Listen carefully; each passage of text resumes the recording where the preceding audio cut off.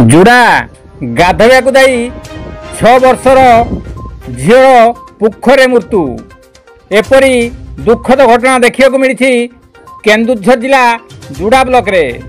जुड़ा ब्लॉक हुंडुड़ा ग्राम रे सकाळु घटी यही दुखद घटना।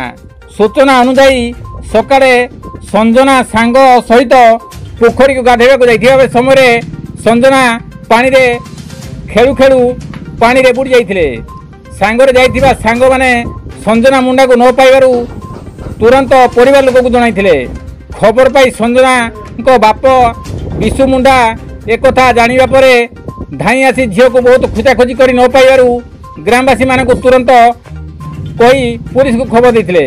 खबर पाई घटनास्थल में पुलिस पहुंची तदंत करने सहित अग्निशम बाहिनी को खबर देते। खबर पाई जुड़ा अग्निशम बाहिनी पहुंची पानी भितर बुड़ी जाइथिबा संजना मुंडा को उद्धार करी वासुदेवपुर गोष्ठी स्वास्थ्य केन्द्र में भर्ती करछंती। सेठारे थिबा डाक्टर संजना मुंडा को देखी मृत्यु घोषणा करछंती। ए नै बड़ हिंडुला ग्राम रे दुखर छाया खेली जाइछि। कविंद्र राउत को रिपोर्ट केडी न्यूज ओडिया।